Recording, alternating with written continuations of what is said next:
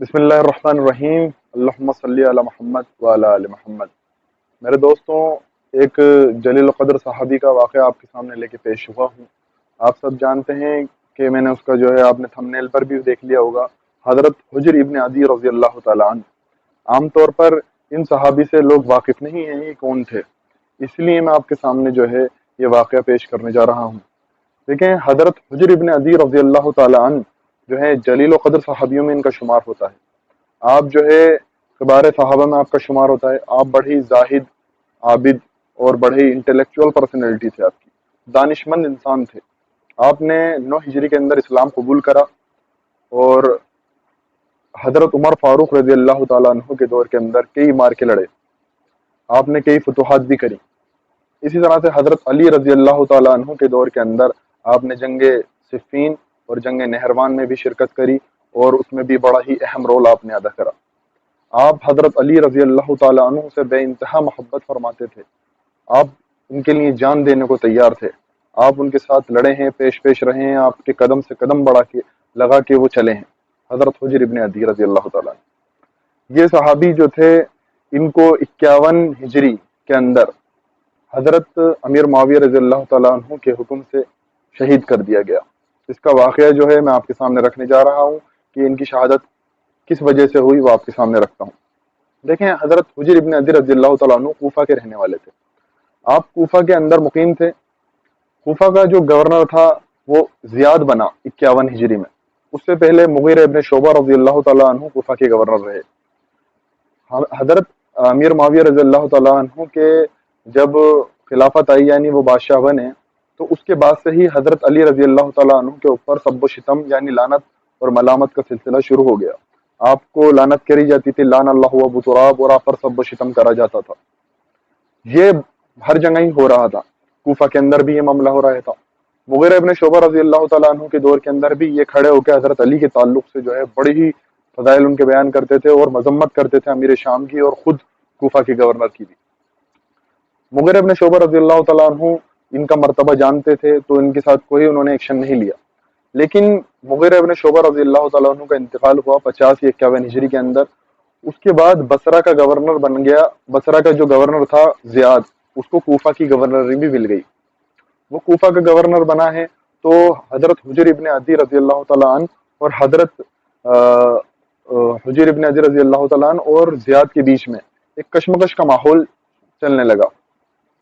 ہوا یہ کہ حضرت حجر ابن عدی رضی اللہ تعالیٰ عنہ جب بھی زیاد کو حضرت علی پر لعنت کرتے ہوئے دیکھتے تو وہ اس کی مذمت کرتے اور اس کو جو کھری کھوٹی بھی سناتے اور ساتھ میں حضرت علی کے فضائل بھی بیان کرتے۔ یہ چیز زیاد سے دیکھی نہیں جا رہی تھی۔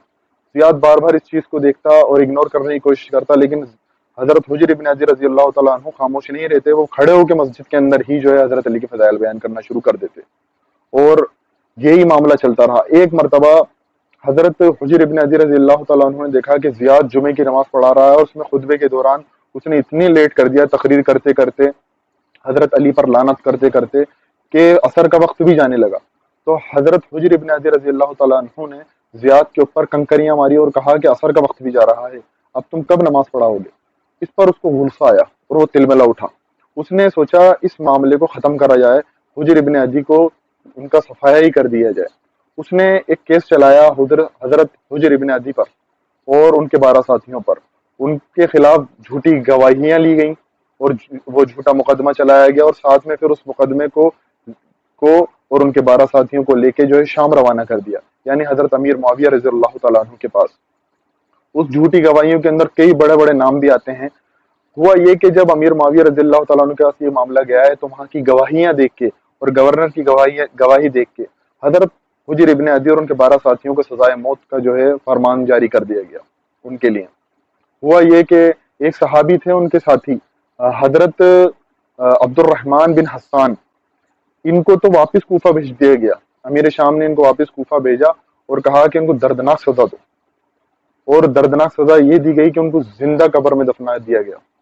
اصل میں ان کے قصور جو ہے وہ بتایا کیا جاتا ہے کہ یہ گواہیاں جو لی گئیں وہ یہ گواہیاں تھیں کہ یہ امیر شام کے خلاف جو ہے نا لشکر بنانے کی تیاری کر رہے ہیں، اور ان کو گالیاں دیتے ہیں، بلکہ الٹا الزام ان پر لگا دیا کہ امیر شام کو حضرت امیر معاویہ کو گالیاں دیتے ہیں اور ان کے خلاف لشکر تیار کر رہے ہیں، خلافت پلٹنا چاہ رہے ہیں اور بیت توڑ دی انہوں نے، بہت طرح کے ان پر الزامات لگائے گئے حضرت حجر پر اور ان کے ساتھیوں پر۔ اسی کیس کے چلتے ان کو پھانسی کی سزا یعنی قتل کی سزا بھی دی گئی۔